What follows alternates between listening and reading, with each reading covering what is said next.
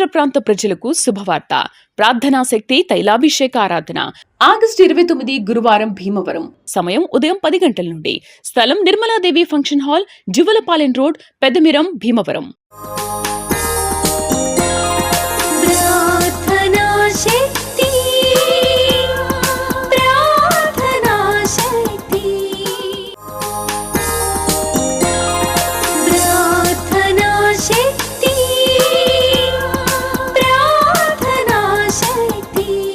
యేసయ్య నామములో మీకు వందనాలు తెలియపరుస్తూ ఉన్నాను. ప్రియులరా, ఈ దినం కొరకు దేవుడు సిద్ధపరిచిన వాగ్దానాన్ని మనం స్వాధీనపరచుకుందాం.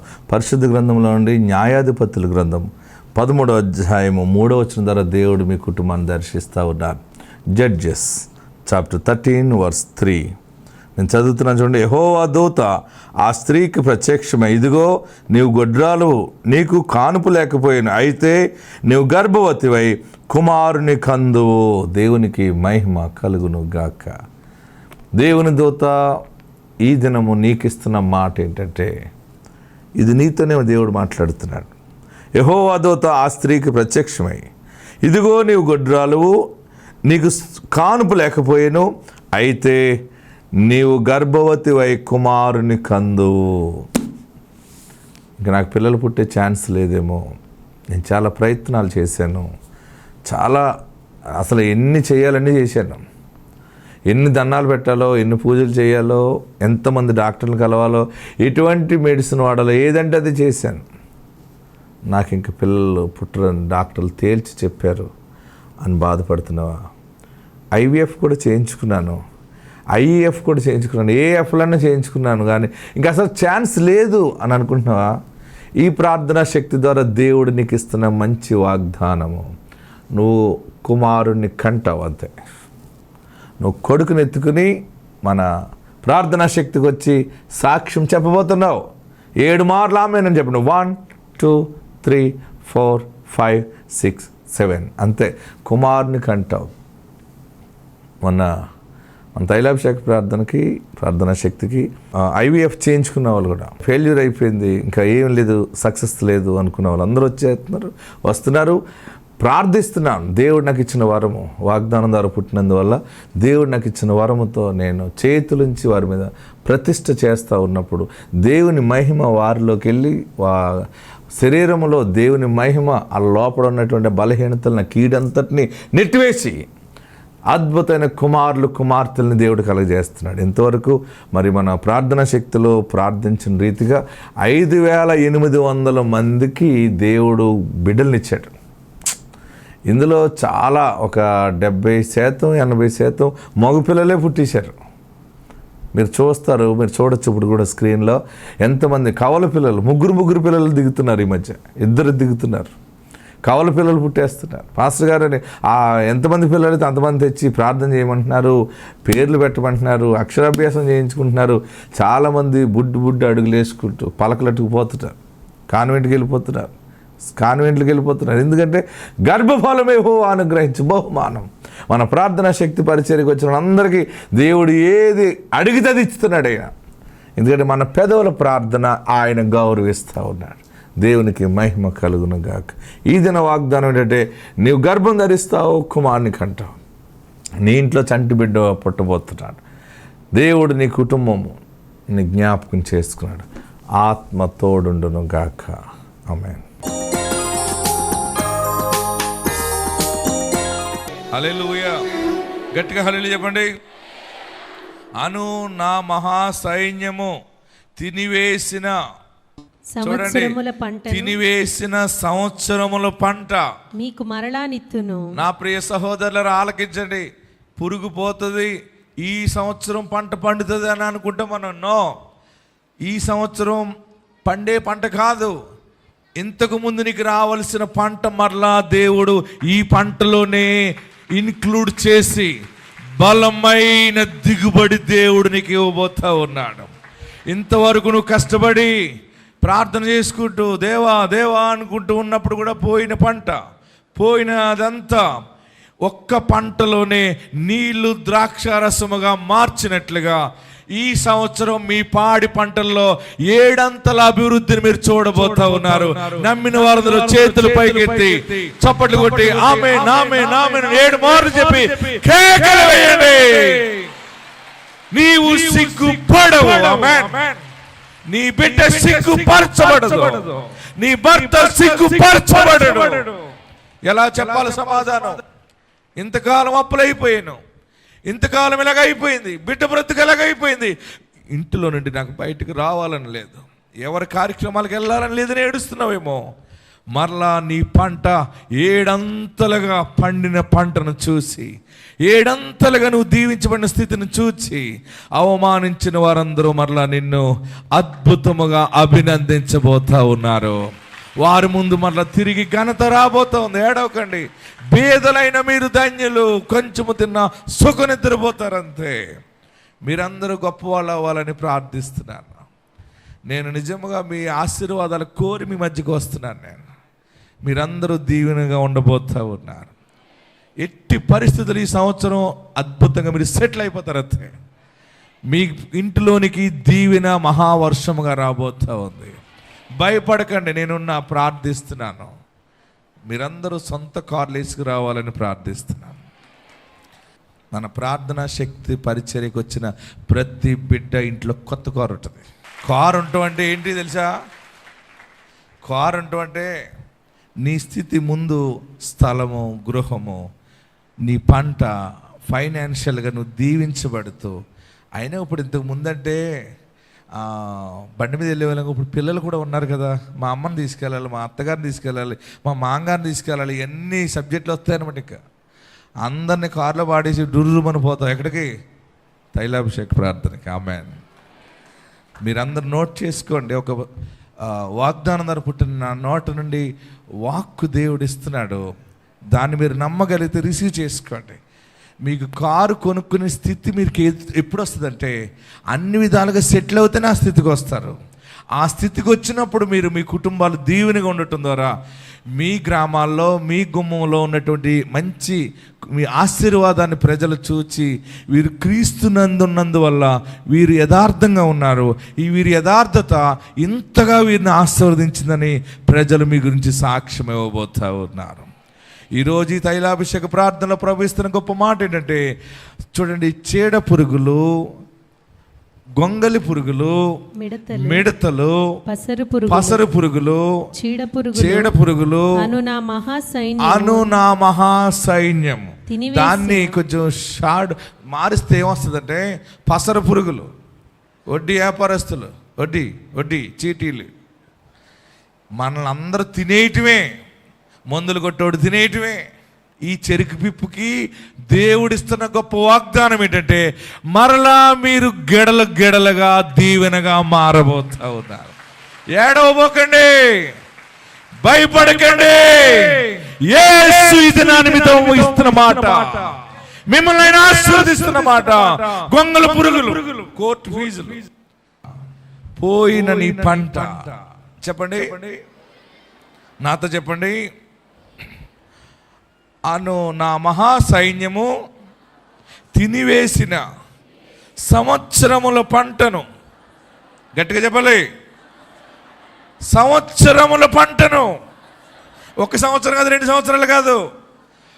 నీ దగ్గర డబ్బులు వడ్డీలు వసూలు చేసిన వాళ్ళు, పాల వాళ్ళు, వ్యాపారస్తులు, హాస్పిటల్ వారు, ఈ మిడతలు, పసరు పురుగులు, చిన్న పురుగులు, పెద్ద పురుగులు అన్ని తినేసిన పంట. ఈరోజు నోట్ చేసుకోండి, ఈ సంవత్సరములు పోయిన ఆశీర్వాదాలన్నీ దేవుడు నీకు మరలా అప్పగించుచున్నాడు. అప్పుడు నీ అవిధేయతను బట్టి పోయింది, ఇప్పుడు నువ్వు మార్పు చెందుతున్నావు కదా, మరలా నీది నీకు ఇచ్చేస్తున్నాడు అనమాట. నాతో ఈ మాట చెప్పండి, సంవత్సరముల పంటను మీకు మరలా ఇస్తును, నా జనులు ఇక ఎన్నటికి నీ సిగ్గు నొందరు. ఆమేన్. ఇలా నమస్కరించండి. సంవత్సరంలో పంట, పురుగులు తినేసిన పంట, మిడతలు, చీడ పురుగులు తినేసిన పంట, సంవత్సరంలో పంట, దేవుడు నీకు అప్పగించుచున్నాడు. పురుగులు తినేసిన పంట నీకు దేవుడు అనుగ్రహించుచున్నాడు. నమ్మిన వారందరూ గట్టిగా చప్పట్లు కొట్టి ప్రభువును స్తుతించండి. హల్లెలూయా. మీకు ఒక సాక్ష్యం చూపిస్తున్నాను చూడండి. మన విజయవాడ వచ్చి ఆమె సాక్ష్యం చెప్పింది. జొన్న తోట గడ్డి వచ్చేసింది, ఈ పంట తగ్గిపోయింది, ఎండిపోయింది చేను. కౌలుకు తీసుకున్నారు పాపం. ఎండిపోయిన పంట ఎలాగని ఏడుస్తూ ఉంటే మన ప్రార్థనా తైలం, ఏ తైలం ఇది? వారు కొత్తగా దేవుణ్ణి నమ్ముకున్నారు, ప్రార్థన తైలాభిషేకానికి వస్తున్నారు. ఈ ప్రార్థనా తైలంతో ఆ చుట్టుపక్కల అందరూ అనుకున్నారట, వీరు వెళ్ళిపోతారులే, ఏంటి వీళ్ళ వల్ల కాదు, వీళ్ళు చేయలేరు, ఇది భూమి ఇచ్చినోడు కూడా ఇంజిన్ ఇవ్వటం మానేసాడట. భార్య భర్తలు బాధపడుతున్నారు. గుదిలేద్దాం అనుకున్నప్పుడు దేవుని వాగ్దానము సెల్ల వచ్చింది, బలపడ్డారు. అప్పుడు ఆమె ఏం చేసిందంటే, మనము దేవుణ్ణి నమ్ముకున్నాం, ఈ పాడైపోయింది, ఎండిపోయింది ఈ గడ్డి, ఇందులో నుండి దేవుని ఆశీర్వాదం వస్తుంది, తైలాభిషేక తైలం వేసేస్తానని చెప్పి ఆ నీళ్లు పెట్టినప్పుడు తైలం పోసిందంటే అందులో 4 మూలల తైలం పోసింది, ప్రార్థన చేసింది, దేవుడి మీద భారం వేసింది. చూడండి, మీకు చూపిస్తున్నాను. ఆమె ఎండిపోయిన చేను వీడియో తీసుకొచ్చింది. ఎంత గొప్ప విశ్వాసం చూడండి. ఇదిగో చేను ఎలాగుంది, ఎండిపోయింది, గడ్డి ఎక్కువైపోయింది, పంట తగ్గిపోయింది. అందులో ప్రార్థనా తైలం వేసింది. చుట్టుపక్కల ఉన్న వాళ్ళందరూ ఎగతాళిగా చూశారు దాన్ని. ఎండిపోయిన దీని మీద ప్రార్థనా తైలం వేసింది. హేతువాదులుగా ఉన్నవారు నమ్మలేరేమో కానీ ప్రభువునందున్న వారు నమ్మగలరు. ఆమేన్. చూడండి, ఆ ఎండిపోయిన పంటలో తైలం వేసి ప్రార్థన చేసి దేవుడిని భారం వేస్తే ఎంత గొప్ప పంట పండిందో చూడండి. జొన్న పంట, మొక్కజొన్న. చేతుల పైకెత్తి గట్టిగా కేకలు వేసి ఏలయ్యండి, కేకలు వేయండి. ఎండిపోయిన పంటను దేవుడే బాగు చేస్తాడు. చూడండి, ఆ పంటలాగా పండిన తర్వాత మళ్ళీ వీడియో తీసుకొచ్చింది ఆమె. ఈ 2 పట్టుకుని మనం విజయవాడ వచ్చి సాక్షి చెప్పింది. ఆ చుట్టుపక్కల ఉన్న వాళ్ళందరూ ఆళ్ళిపోయారట. ఏమైందో తెలుసా? ఎంతో శ్రద్ధగా చేసిన పంట చుట్టూ ఉన్న రైతులు, బాగా ఎక్స్పీరియన్స్ ఉన్న రైతులు 16 క్వింటాలు వచ్చింది ఎకరం. ఈ గడ్డి ఎండిపోయినటువంటి చేనులో ప్రార్థన తైలం వేసింది, దేవుడి మీద భారం వేసింది, దేవా నీవే దిక్కని ఏడ్చింది. దేవుణ్ణి నమ్మిన ఈమె పంట ఎకరం 22 క్వింటాల్ దిగుబడి వచ్చింది. వాళ్ళందరూ అన్నారట, ఆ చుట్టుపక్కల రైతులు 22 క్వింటాల్ దిగుబడి వచ్చిన దీన్ని చూసి వాళ్ళందరూ వచ్చామా ఏం చేసావు అన్నాడట. ఈమె అన్నదట, నేనేం చేస్తాను, దేవుడి మీద భారం వేసాను అందట. ఏమన్నది? దేవుడి మీద భారం వేసాను అందట. ఇంకొకటి అన్నాడట, ఒరే చేనులో దమ్ము కాదురా, మనిషిలో దమ్ము ఉండాలిరా అన్నాడట. ఈమె అన్నదట, మనిషిలో దమ్ము కాదు, దేవునిలో దమ్ము ఉండాలన్నదట. ఆమేన్. హల్లెలూయా. మేము మున్నంగిలో ఉంటున్నాం, మాది పొన్నికల్లు. 2 ఎకరాల పొలం తీసుకున్నాము. మాగాడి అది చాలా పల్లం ఉందంట, మాకైతే తెలీదు. ఇప్పించారు ఎవరో. 1 సంవత్సరం వేస్తే అది 2వ సంవత్సరం ఎవరో వేయరంట ఆ పొలాన్ని. మాకు తెలియక తీసుకున్నాము. వెళ్ళినాక ఎదబెట్టినాక మా ఆయన నన్ను తీసుకెళ్ళాడు చేను కాడికి. చూస్తే చాలా బాధ వేసింది, అంతా పల్లం అల్లే ఉంది. వదిలే, ఇంతవరకే అయిన ఖర్చు ఏందో అయింది, వదిలేసేద్దాం పొలం అని అంటే బాధ వేసి మళ్ళీ ఎవరైనా అనుకుంటారని చెప్పేసి నేను అయ్యగారి వాగ్దానం పెట్టుకొని గట్టు మీద నుంచున్నాను. పాడైపోయిందని బాధపడుతున్నావమ్మా, పాడైపోయింది అంటూనే ఫలిస్తావు అన్న వాగ్దానం వచ్చింది నాకు. ఆ ధైర్యంతో ఆ చేను నేను ఆ సంవత్సరం వదిలేయకుండా మేము పండించాము. అలా అయినా సరే అది మేము మాగాడి ఒడ్లు పంటకు వచ్చే టయానికి బాగా వర్షం వచ్చేసి మునిగిపోయింది అంతా. చేను పైగా నీళ్ళు వెళ్ళిపోయినాయి. నీళ్ళు వెళ్ళిపోతే ఈ మా ఆయన గారు బాధపడుతున్నారు చాలా. నేను అన్నాను, ఏం కాదు, మనం దేవుడు పెట్టిన దేవుడు నమ్ముకున్నాం కొత్తగా, అయినా మనం దేవుడు పట్టుకున్నాడు, లేకపోతే మనం ఇన్ని బాధల్లోంచి వచ్చి దేవుడి దగ్గరికి ఊరోళ్ళు పెట్టి మున్నంగి వచ్చాము. పొన్నికల నుంచి అమ్మగారు ఊరు మున్నంగి కాదు అని నేనైతే ధైర్యంగా ఉన్నాము. అలాంటిది కూడా 33 బస్తాలు వడ్లు అయినాయి. మునిగిపోయిన నీళ్ళు ఏమీ కావనుకున్నాయి. 33 బస్తాలు ఎకరం, 66 బస్తాల దగ్గరకు అయింది. తర్వాత జొన్న పంట వేసాం. జొన్న పంట వేసినాక గడ్డి జొన్న ఒకే సమానంగా పెరిగింది. ఎలా అయినా సరే జాగ్రత్తగా కొట్టాలని చెప్పి కొట్టినా సరే అది మొత్తం ఎండిపోయింది చేను అంతా. ఇంకా చుట్టుపక్కల వాళ్ళు అన్నారు, ఇక పండదమ్మా, ఈ కంకులు కూడా రావు, ఇంకా అనవసరం అని చెప్పేసి అన్నారు. అందులో మళ్ళీ చేను అతను కూడా నీళ్ళు ఇవ్వలేదు, ఇంజన్ లేదని చెప్పేసి, నీళ్ళు ఇస్తానని చెప్పి. ఇంకా అయిపోయిందిలే ఇంక ఈ చేను పని అని చాలా బాధ వేసింది. కానీ ధైర్యం అయితే కోల్పోలా. ఇలా అయిపోయింది నవ్వుతారేమో అనిపించింది, కానీ ధైర్యం అయితే లాస్ట్ కోల్పోలా. ప్రతి దాంట్లో ప్రేరాయిలు ముందేసేటప్పుడు కానీ నీళ్లు పెట్టేటప్పుడు కానీ ఆయిల్ కంపల్సరీగా మేము మర్చిపోయేవాళ్ళం కాదు చేనికి. పక్కన వాళ్ళు ఇక వీళ్ళు ఏదో పరుగురు నుంచి వేసారు కదా అని చెప్పి చాలా హేళనగా, చాలా ఎగతాళిగా, చిన్నతనంగా ఇలా అయిపోయింది ఇందిరా అని, పాపం అని కూడా ఎవరు అనలేదు మమ్మల్ని, నవ్వుకున్నారు. అయినా మేము ఇక్కడ ప్రార్థనకు వస్తామని చాలా నమ్మకం మాకు ఇక్కడ. అలాంటిది నవ్విన వాళ్ళవి 16 క్వింటాలు అయినాయి ఎకరానికి. మా చేను 22 క్వింటాల కాడికి దేవునికి స్తోత్రం. ఎకరానికి అలా అయినాయి. చాలా అసలు ఆనందం. తర్వాత వాళ్ళే అన్నారు, ఏమేసావు చేను కంటే, నా దేవుడు ఉన్నాడు, నేను దేవుడి మీద భారం వేశాను. ఒక అతను అన్నాడు, చేలో దమ్ము కాదురా, మనిషిలో దమ్ము ఉండాలి అన్నాడు. నేను అన్నాను, మనుషుల దమ్ము కాదు, దేవుడు దమ్ము చూపిస్తాడు మనకి అని, బాధపడమాక మేమిద్దరం అనుకున్నాం, మా భర్త నేను. దేవునికి మహిమ కలుగును గాక. ఇది మామూలు తైలాభిషేక ప్రార్థన కాదు, ఇది మీకు మాంసం పెట్టి పిలిచే ప్రార్థన కాదు, ఇది గుర్తుపెట్టుకోండి. ఈ అభిషేక ప్రార్థనలో నీవు నిశ్చయముగా ఆశీర్వదించబడతావు. ఇది వాగ్దానం ద్వారా వచ్చిన పరిచర్య. ఆమెన్. ఆమె చేసిన దాంట్లో నాకు నచ్చింది ఏంటంటే, ఆమె ఎండిపోయినప్పుడే వీడియో తీసుకుంది. ఎందుకంటే మన ప్రార్థన తైలం వేస్తాం, మనం ప్రార్థన చేస్తాం, దేవుడు మన పంటని అత్యధికంగా ఆశీర్వదిస్తాడని ఒక విశ్వాసంతో పెట్టుకుంది ఎండిపోయిన చేన్ని. మీరు కూడా పాడైన మీ కుటుంబం, మీ పంటప్పుడు సెల్ల వీడియో తీసి పెట్టుకోండి. మళ్ళీ ప్రార్థన తైలం వేయండి, మళ్ళీ వాగ్దానాన్ని నమ్మండి, దేవుడి మీద ఆధారపడండి. అది మళ్ళా దీవెనగా మారిపోయిన వీడియో పెట్టుకోండి. ఇలాంటి సాక్ష్యాలు మనం అన్యులకి చూపిస్తేనే ప్రభు విలువ తెలుసుకుంటారు. ఆమెన్. మీకు ఇంకోటి చెప్పనా, ఇంకో సాక్ష్యం చెప్పనా. ఒక భార్య భర్తలు ఇద్దరు వచ్చారు రాజమండ్రిలో.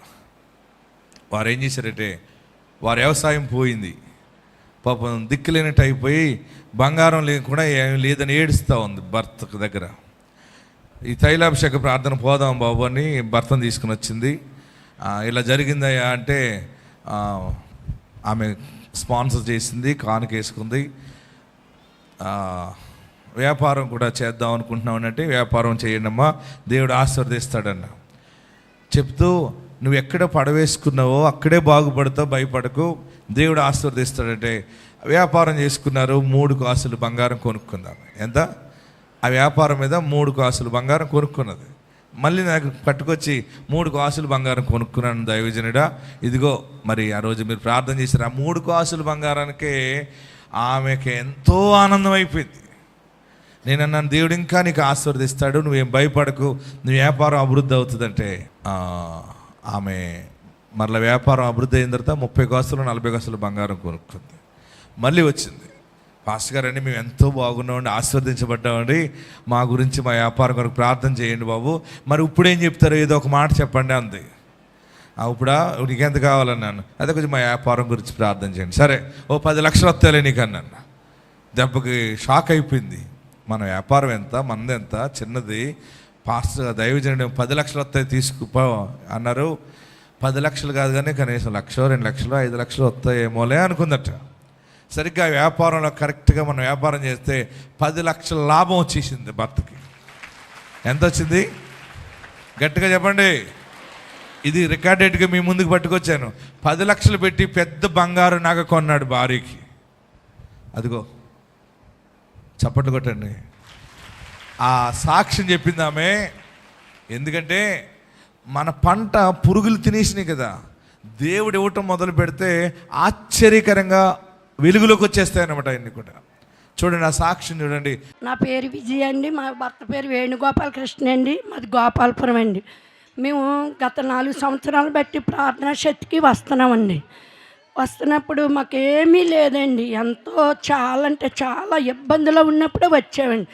అయితే మేము వ్యవసాయం చేసేవాళ్ళమండి.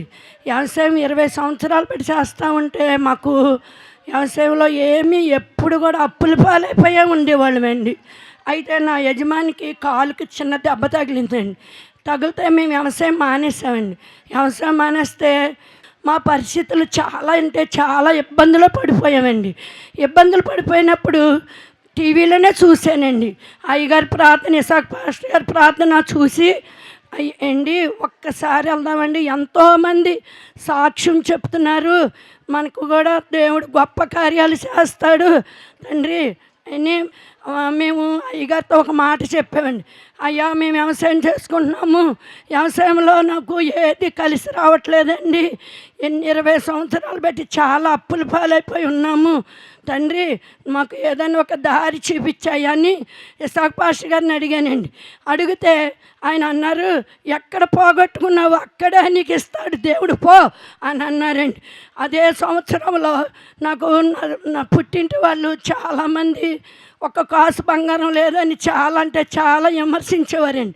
విమర్శిస్తుంటే ఆ ఒక్క సంవత్సరంలోనే 3 కాసులు నల్లబసల దండ కూడా చేయించుకున్నానండి.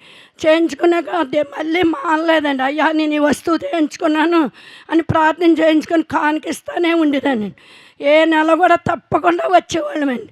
వస్తూ ఉంటుండే మాకు దేవుడు 3 సంవత్సరాల్లో మాకు 50 లక్షల రూపాయలు ఆస్తిగా ఇచ్చాడండి. మాకు ఎంతో గొప్ప కార్యాలు చేశాడండి.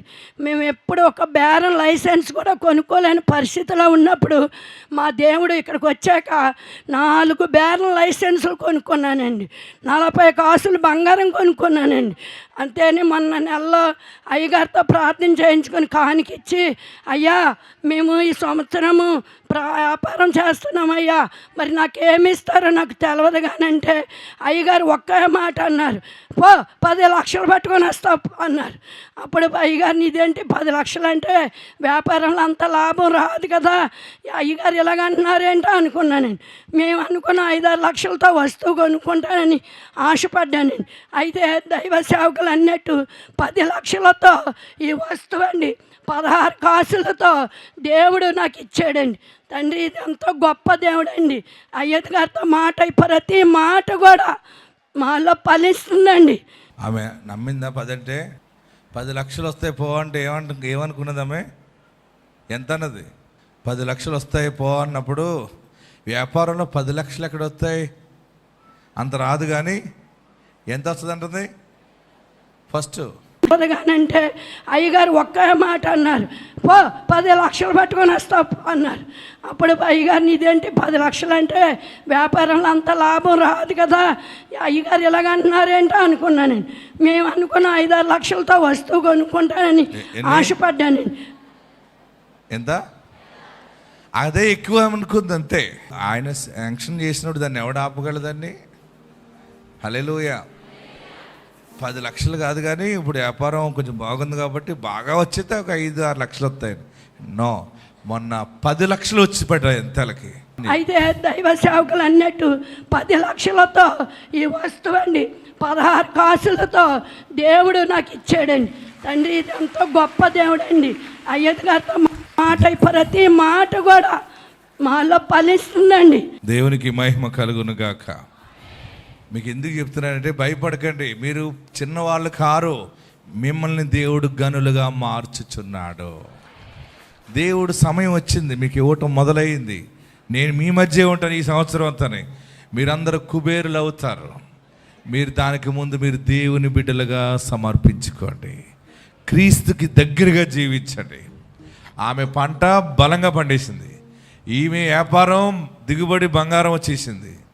నెక్స్ట్ మీరు సాక్ష్యం ఇవ్వబోతూ ఉన్నారు.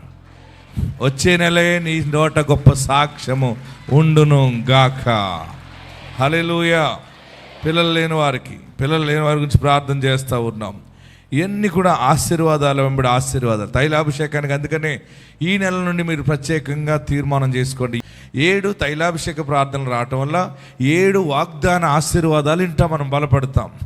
7 తైలాభిషేక ప్రార్థనలో సూపర్ సాక్ష్యాలు వింటాం.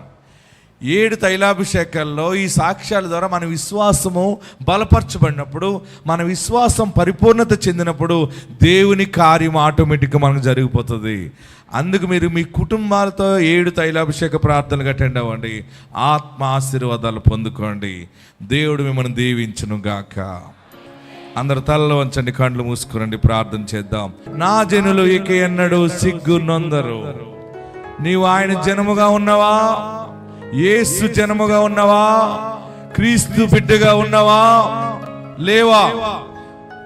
ఉండాలని అనుకుంటున్నావా? 2 చేతులు ఆకాశం వైపు చాపి, తెలుసో తెలియకో ఇంతవరకు వేషధారిగా ఉన్నాను బాబు, తెలుసో తెలియకో తప్పుదాలు చేశాను, పాపాలు చేశాను, దారి తప్పిపోయాను. ఇప్పుడు నీ వైపు నేను చూస్తున్నాను. నీ బిడ్డగా నన్ను స్వీకరించు, నన్ను నీవు ఆశీర్వదించు. యేసు నీ వైపు చూస్తున్నాను, యేసు నిన్నే పూజిస్తాను, యేసయ్యా నిన్నే ప్రేమిస్తాను. సంవత్సరముల పంట తిరిగిస్తున్నావా? వందనాలు బాబు. మొదటగా నన్ను నీ బిడ్డగా స్వీకరించు. హల్లెలూయా, హల్లెలూయా. ఎన్నో సంవత్సరాలు ఎన్నో రకాలుగా నష్టపోయావు. ఈ దినం ఒక శుభవార్త. ఆ పోయిన పంటను దేవుడు మరలా నీకు ఇవ్వబోతున్నాడు. ఆ పోయిన ఆరోగ్యము, ఆ పోయిన ధనము మరలా నీకు వస్తుంది. ఎలా వస్తుందంటే ఆశ్చర్యంగా దేవుడు ఇవ్వబోతూ ఉన్నాడు. నమస్కరించండి, తలలు పైకెత్తండి, కళ్ళు మూసుకునండి. ప్రభువా, నీ ఎదుట చేసిన ప్రతి తప్పిదాన్ని, పాపాన్ని క్షమించండి. ప్రభువా, నన్ను పరిశుద్ధపరచండి. ఈరోజు అభిషేకానికి ముందు నీ ప్రార్థన విలువగా మార్చబడింది. ఒక అవకాశం దేవుడిచ్చాడు. పోయిన పంట తిరిగి వస్తుంది, పోయిన ధనం తిరిగి వస్తుంది. ఎక్కడెక్కడ నువ్వు వడ్డీలు కట్టావో, ఎక్కడెక్కడ కేసుల నిమిత్తము, లంచాల నిమిత్తము, హాస్పిటల్ వైద్యులు ఎక్కడెక్కడ పోయినాయో, మరలా నీ కష్టములో దీవెనగా దేవుడు 7 రెట్లు ఇవ్వబోతున్నాడు. ఆయన మరలా నిన్ను జ్ఞాపకం చేసుకోబోతా ఉన్నాడు.